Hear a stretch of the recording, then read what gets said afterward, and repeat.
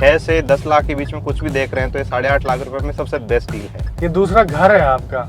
हाँ, ये kind of घर है, मतलब मेरा बैग में सामान, मेरे कपड़े भी रहते हैं और ये है ये सर थोड़ा दिल को छूने वाला टॉपिक है। क्लच ऐसे मानो बायां पैर पूरा दिन क्लच के ऊपर ही रहता है।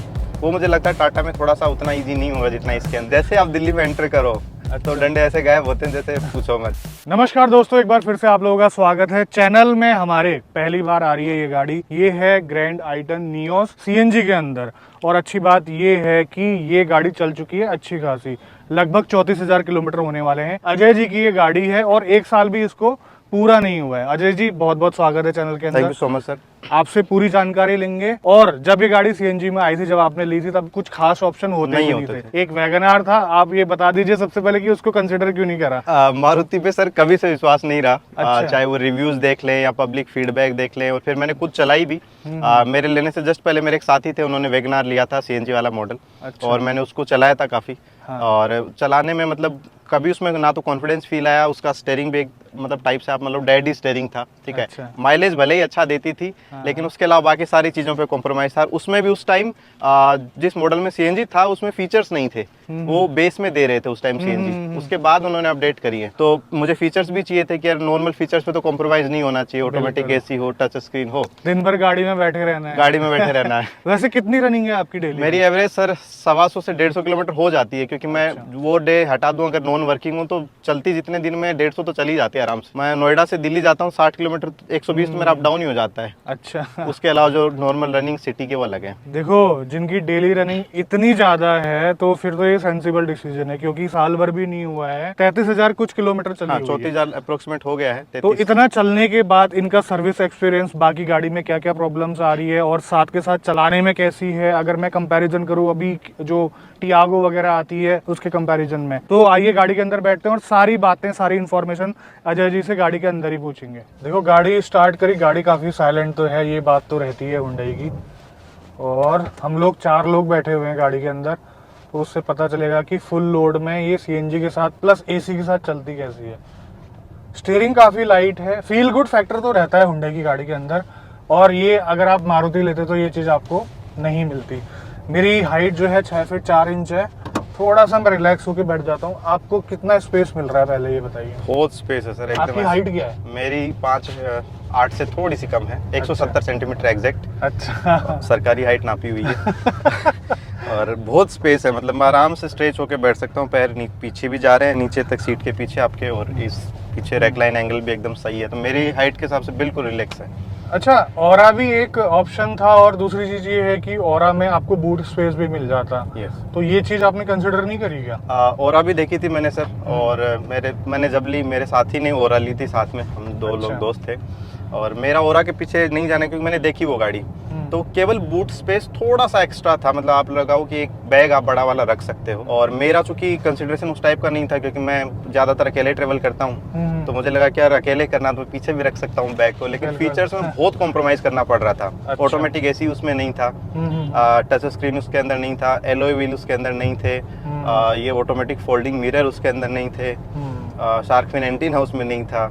अच्छा। इतने सारे फीचर्स, और मैं फीचर एंथुसियास्टिक हूँ, मतलब ये बेसिक फीचर चाहिए। और उस ऊपर से 30-40 हज़ार रुपये ज़्यादा प्राइस पे करनी पड़ती है उस चीज़ की, तो वो मुझे लगा नहीं कि यार खाली एक बैग रखने के लिए वो जायज़ है, तो बैग हम पीछे रख लेंगे। अगर आप लोग जॉब तलाश कर रहे हैं तो आज वत्सल हमारे साथ जुड़े हुए हैं। वत्सल ने अभी जॉब सिक्योर करी है री-लेवल से। वत्सल, कहाँ मिली आपको जॉब? अब मेरे को विंगीफाई में जॉब मिली है, जो कि प्रोडक्ट बेस्ड कंपनी है, और मैं उसमें एज सॉफ्टवेयर इंजीनियर काम कर रहा हूँ। अच्छा, ये फ्री ऑफ कॉस्ट रहता है या फिर पैसे लगते हैं इस चीज के? मेरी लेवल का कोई कॉस्ट नहीं है, आप मतलब कभी भी इसका एग्जाम दे सकते हैं, तो आप इसमें कोई कॉस्ट नहीं लगता, सब कुछ फ्री रहता है। और री-लेवल के बारे में आपको पता कैसे चला? मैं जब अपना मतलब पढ़ाई करता था, तो मैं यूट्यूब पे काफ़ी देखता था पढ़ाई की चीज़ें, तो मुझे उसमें दिखता था कि मतलब लोग री लेवल के बारे में बता रहे हैं, तो मुझे ऐसे ही पता चला, फिर मैंने उसको थोड़ा और एक्सप्लोर करा। प्रोसेस क्या रहता है उनका? प्रोसेस बस यही रहता है कि मतलब एक दिन का आपका पूरा टेस्ट और इंटरव्यूज रहते हैं। आपको मतलब 4-5 टेस्ट देने पड़ते हैं, और लास्ट में एक फाइनल इंटरव्यू होता है, उसके बेस पे आपको कुछ मार्क्स मिलते हैं। तो उस मार्क्स के अकॉर्डिंग आपको कंपनीज में इंटरव्यू देने का चांस मिलता है, और जैसा मतलब सही रहता है तो आप जॉब सिक्योर कर सकते हैं उससे। अच्छा, अभी काफी लोग जॉब सर्च कर रहे होंगे, काफी स्टूडेंट होंगे, काफी हाँ अपनी जी। पढ़ाई खत्म करने के बाद जॉब सर्च कर रहे होंगे, हम्म। तो उनको क्या मैसेज देना चाहोगे आप? उनको ये बोलना चाहूँगा कि मतलब डिग्री वगैरह कुछ मैटर नहीं करती, ऐसा आप सोच रहे हो कि डिग्री के बेस पे जॉब मिलेगी, ऐसा कुछ नहीं होता। जैसे मैंने मैकेनिकल से मतलब अपनी इंजीनियरिंग करी है, बट मैं सॉफ्टवेयर इंजीनियर से काम कर रहा हूँ, अच्छा, तो बस आप अपने स्किल्स पे काम कर सकते हैं, तो बाकी सब कुछ सही रहेगा। अभी जो जॉब लगी है आपकी, उससे आप खुश हैं? हाँ, मैं तो बिल्कुल खुश हूँ, मुझे वर्क फ्रॉम होम मिला हुआ है और सॉर्टेड रहता है सीन। अच्छा, एक बात बताओ, ये आपकी फर्स्ट जॉब है या इससे पहले भी आपने कहीं पर काम किया हुआ है? इससे पहले मैंने इंटर्नशिप्स करी हैं कुछ, और एज ए इंटर्न काम करा है, बट फुल टाइम जॉब मेरी फर्स्ट ही है ये। अच्छा, सैलरी वगैरह कैसी है, पैकेज वगैरह कैसा मिल रहा है, सेटिस्फाइंग? पैकेज वगैरह डिसेंट है, मैं सेटिस्फाइड हूँ उससे। वैसे आपने गाड़ी में कुछ करवाया भी नहीं है बाहर से, मैं देख पा रहा हूँ यहाँ पर आपने ऑल ओरिजिनल रखी हुई है गाड़ी। बिल्कुल रो गाड़ी रखी हुई है सर। ये बताइए कि सर्विस कॉस्ट क्या आ रहा है गाड़ी का? 3 सर्विस आपने करवा दी है ऑयल चेंज वाली। हाँ, 3 सर्विस करवा दी है। हम्म, पहली सर्विस पड़ी थी सर लमसम 1500 रुपये के आसपास में, उसमें क्योंकि लेबर फ्री लेबर था। नहीं था। हाँ। दूसरी पड़ी थी 1700-1800 के आसपास में, जिसमें ऑयल चेंज होता है, ऑयल फिल्टर है, एयर फिल्टर है। और थर्ड सर्विस जो पड़ी थी मुझे, वो पड़ी थी 5500 रुपये की, टू बी एग्जैक्ट, अच्छा, जिसमें उन्होंने स्पार्क प्लग भी चेंज किए हैं और ओके। लेबर भी था, और एसी वेंट की उन्होंने कुछ केमिकल क्लीनिंग वगैरह बोला था। बोलते तो बहुत सारी चीज़ें हैं, हाँ, तो जो बोलते उस हिसाब से तो 10,000 का बजट बना था, फिर मैंने ये भी हटा दो करके वो अच्छा। 5500 रुपये पड़ा था लमसम। अच्छा, ये आपकी फर्स्ट कार है या फैमिली में और भी गाड़ी है? फैमिली में सर एक सबसे पहली फैमिली गाड़ी नेक्सॉन थी, जिसको अच्छा। मैंने करीबन 10,000 किलोमीटर चलाया था। एक फैमिली में वेन्यू है, हुंडई वेन्यू। पर्सनली मेरी ये पहली कार है जिसको इतना मैंने चलाया है। चलाया तो आपने बहुत जबरदस्त है। बाकी परफॉर्मेंस की बात करें, अगर जो ICNG टिगोर वगैरह है, टियागो वगैरह है, उससे थोड़ी सी आपको डाउन लगेगी अगर आप इसको चलाएंगे, तो उसका परफॉर्मेंस थोड़ा सा अच्छा है, बट इसमें रिफाइनमेंट है, शांति है इस गाड़ी के अंदर, ये कह सकते हैं।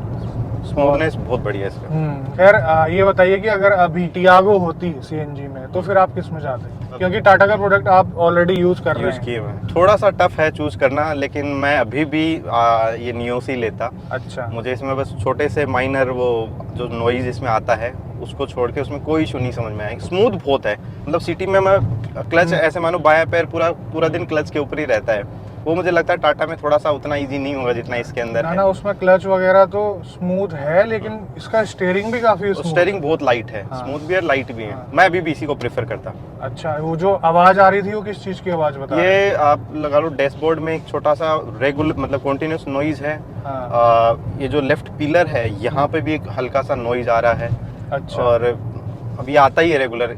रिजॉल्व नहीं करते हो प्रॉब्लम? मैंने तीनों सर्विस में, मैं ग्रेटर नोएडा से सर्विस करवाता हूँ, मैंने तीनों सर्विस में उनको हर बार ये पॉइंट इंडिकेट किया है कि आप इसको, मतलब जब भी देता हूँ कि ये वाला इशू आ रहा है, और हर बार बोलते हैं जी हमने कर दिया। जब मैं पिकअप ड्रॉप करवाता हूँ बेसिकली सर्विस का, अच्छा, तो जब मिलती है मुझे वापस, मुझे वही इशू मिलता है। फिर फ़ोन करके उनको रेटिंग भी दे दी, लेकिन कोई असर है नहीं। मतलब अब आपसे जानने की कोशिश करते हैं कि ये एक टैंक में CNG के कितने किलोमीटर चल जाती है, और आपकी रनिंग सिटी में ज़्यादा रहती है या फिर हाईवेज में ज़्यादा रहती है? सर ये एक्चुअली बोलूँ तो मिक्स हो गया है, क्योंकि नोएडा से जब मैं दिल्ली पहुंचता हूँ तो बीच में वो एक्सप्रेस वे आता है, अच्छा, तो उतना वाला पार्ट हाईवे का हो गया। हाँ, तो उसमें तो ये बढ़िया चलती है एकदम, मतलब ऐसे मानो वो डंडा हिलता ही नहीं है, CNG वाला वो रहता ही है। और जैसे आप दिल्ली में एंटर करो तो डंडे ऐसे गायब होते हैं जैसे पूछो मत। प्योर सिटी अगर मैं बोलूँ, मैंने सारा रीसेट करके चलाता हूँ मैं, तो अगर प्योर सिटी आपको बोलूँ तो करीबन 140 के आसपास ये निकाल देती है। मैं थोड़ा हार्ड फुट वाला भी हूँ, अच्छा। इंस्टेंट थोड़ी उठनी चाहिए, वो मजा आता है उसमें। अच्छा, और अगर प्योर हाईवे मतलब हाईवे पे नॉर्मल चल रही है तो 200 भी चल जाती है। और इसको मैंने पूरा हाईवे पे कांस्टेंट 70 की स्पीड पे चलाया हुआ है। 8 kg में 270 किलोमीटर भी चली हुई है। अच्छा, मुझे 8 kg में 270? 270 मतलब 35 से ऊपर का एवरेज हो गया। वेगनार भी नहीं देख पता नहीं दी होती। तो मिक्स कंडीशन में ये आपकी, मतलब आप बिना सोचे समझे चलाएंगे तो 170 180 हाँ 170 7-8 किलो में चल जाएगी। चल जाती है 8। और हमेशा 8 किलो आती है क्या उसमें? डिपेंडिंग ऑन प्रेशर कैसा है, बट 8 किलो आ जाती है। अच्छा, CNG भरवाने में कितना टाइम लगता है आपको? मैंने स्पोर्ट ढूंढ रखे हैं IGL वाले पंप के, कुछ मैं केवल IGL वाले पे ही जाता हूँ जहाँ पे वो बड़े उनके पास में होते हैं। जैसे नोएडा में मैं डलवाता हूँ तो 5 से 10 मिनट लगती है, अगर पीक टाइम ना हो तो। आजकल हम टिगोर ICNG चला रहे हैं, उसमें 1-2 बारी हमने CNG भराई, उसके बाद वो पेट्रोल में ही चल रही है, क्योंकि भीड़ देख के हम डर जाते हैं। अब आपसे पूछना पड़ेगा आप कहाँ से भरवाते हैं। आप 5 मिनट का बता रहे हैं टाइम। 5 से 10 मिनट। आप मयूर विहार में एक सीएनजी पंप है, आईजीएल का ही है, और उस पर करीबन 10-12 स्टेशन, 10-12 पॉइंट है मतलब। तो जिनमें ज़्यादा नंबर ऑफ पॉइंट हैं डालने के लिए, उनमें भीड़ कम मिलती है। जैसे तिलक नगर में जेल रोड के तिहाड़ जेल के बिल्कुल सामने एक पंप है, वहाँ पे आपको तुरंत नंबर आ जाता है। अच्छा, ऐसे पॉइंट है कुछ सारे जहाँ पे भीड़ नहीं होती है। अच्छा, जब आपने गाड़ी ली थी तब सीएनजी की कॉस्ट क्या थी? ये सर थोड़ा दिल को छूने वाला टॉपिक है। उस टाइम पहली बार जब मैंने भरवाई थी सितंबर 2021 में, तो सीएनजी उस टाइम थी 44-5 के आसपास, मुझे जो ध्यान है जहाँ तक। 1-2 अच्छा। रुपए ऊपर नीचे हो सकता है। और ये गोली की स्पीड से बढ़ी है। पेट्रोल वाले तो मुझे लगता है फालतू में ही परेशान हो रहे हैं। असली दर्द तो हम लोगों को हुआ है। बिल्कुल। अब ये 78 में भर रही है, वो भी एनसीआर में है। तब मैं जयपुर जाता हूँ तो वहाँ 90 में भरती है। अच्छा, तो पेट्रोल के आसपास ही फील होता है फिर। टाइम खराब भी करो और साथ में ज्यादा वो भी दो, फिर भी वैसे आप जैसे चलते हैं जितना आपकी रनिंग है उस हिसाब से बचत तो है ही। बिल्कुल बचत है सर, है ना? क्योंकि माइलेज में जो इम्प्रूवमेंट है पेट्रोल की बजाय सीएनजी का, वो प्लस पॉइंट है ही है। तो आप लगाओ मुझे कि एवरेज ये 3-3.25 रुपए किलोमीटर पड़ रही है, और ये बहुत बड़ी बचत है। क्योंकि पेट्रोल में आप जोर मार कितना भी लगा लो, 5-6 रुपए तो बैठेगा ही बैठेगा आपको पर 5-6 किलोमीटर। कहाँ बैठेगा, मतलब- 8-9-10 के आसपास पहुंच जाएगा, क्योंकि ये सिटी में कहाँ देगी एवरेज? हाँ, सिटी में एवरेज नहीं देगी, ये बात। 10-12 का एवरेज देगी। तो आपने सीट कवर वगैरह कुछ नहीं लगा रखे, गाड़ी वैसी की वैसी रखी है, क्या बात? सीट कवर जो ये करोल बाग में लगते हैं सर, ये मैंने जो दूसरी गाड़ी घर में वेन्यू में लगवाए हुए हैं, अच्छा, उसमें पसीना एकदम भर भर के आता है। ये फैब्रिक में बहुत ठीक रहता है, और मुझे लगा कि अगर कुछ टाइम में इसी का ड्राई क्लीन करवाते रहेंगे तो ये ज़्यादा बेटर है। वैसे टाइम लगा रही है खींचने में हल्का फुल्का। हाँ, मतलब उतना इंस्टेंट पिकअप नहीं है। एक पॉइंट है मुझे लगता है आरपीएम में जाके, जहाँ पे एकदम से पुश लेती है। हाँ, 2,500-3 हजार आरपीएम के बाद। अब इसको मैंने पेट्रोल में कर दिया है। पेट्रोल में अंतर फील हो रहा है इसमें। पेट्रोल में थोड़ी और स्मूथ हो गई पेट्रोल में बहुत स्मूथ हो जाती है, पिकअप थोड़ा सा और चलाने का मजा आ जाता है। मतलब ये हाईवे में स्टेबिलिटी वगैरह कैसी है? नेक्सॉन यूजर रहे हैं आप? हाईवे में सर बहुत बढ़िया गाड़ी है हाईवे के हिसाब से। नेक्सॉन थोड़ी सी भारी फील होती है, मतलब अच्छा। ये इतनी लाइट, मैं आपको बताऊं 120 तक, हाँ, उससे हाँ। ऊपर तो मैं नहीं जाता, मुझे डर लगता है। अच्छा, बट 100-120 तक इतनी प्लांटेड, इतनी स्टेबल चलती है, मतलब वो उंगली रखे हुए स्टीयरिंग पे तो भी चलती है गाड़ी आराम से, फील ही नहीं होता 120 तक। तो वहाँ तक इतनी स्टेबल है ये।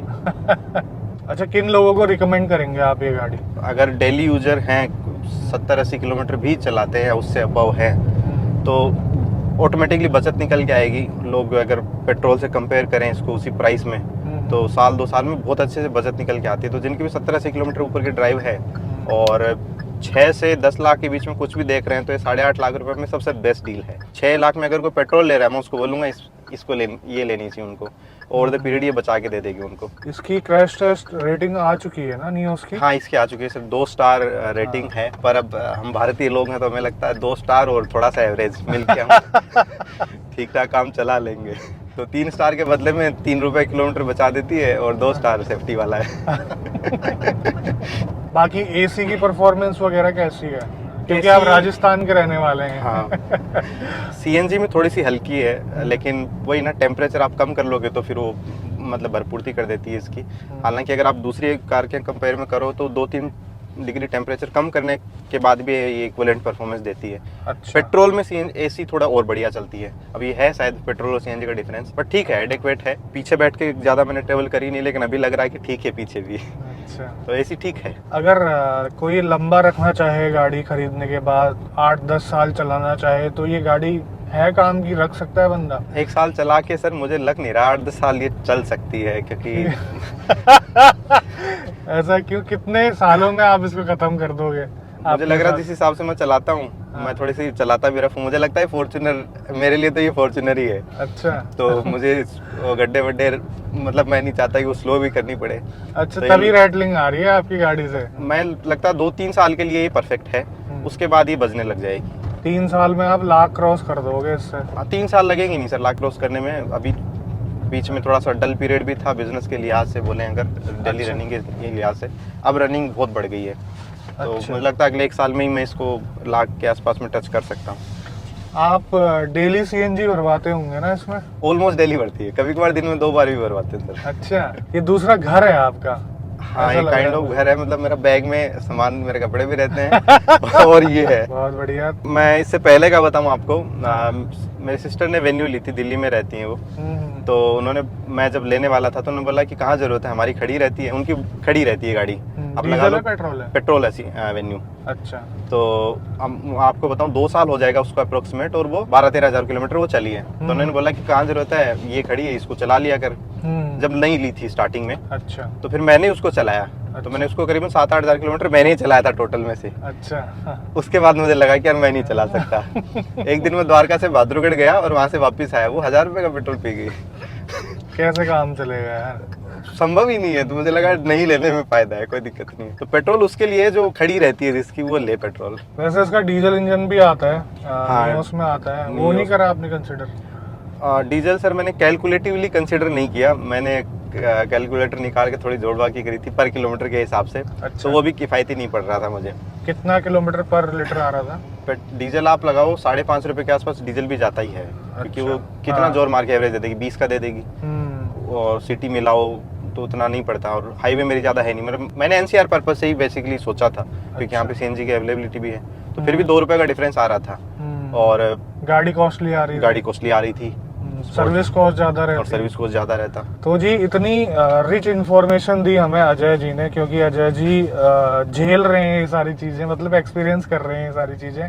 दिन में 2-2 बार सीएनजी भरवा रहे हैं। 1 साल भी नहीं हुआ है गाड़ी को, इन्होंने 30 क्रॉस कर दी।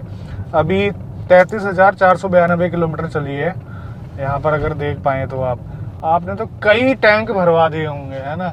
काफी अच्छा लगा आपसे बातें करके, काफी चीजें हमें नई जानने को मिली, और गाड़ी अभी भी अच्छी खासी चल रही है। बाकी मैकेनिकल्स में कोई दिक्कत नहीं है, बाकी थोड़ी बहुत कहीं ना कहीं से रैटलिंग साउंड आ रही है। अभी फॉर्च्यूनर की तरह चलाते हैं तो आ सकती है ऐसे। हाँ, हो सकता है ये भी कारण है। तो आज की वीडियो में बस इतना ही। आप भी अपनी गाड़ी का ओनरशिप एक्सपीरियंस शेयर करना चाहते हैं हमारे दर्शकों के साथ, तो ये जो ईमेल आईडी है वहाँ पर आप हमें ईमेल कर सकते हैं, और आपसे मिलके आपका एक्सपीरियंस बिल्कुल शेयर करेंगे। तो बहुत बहुत धन्यवाद अजय जी।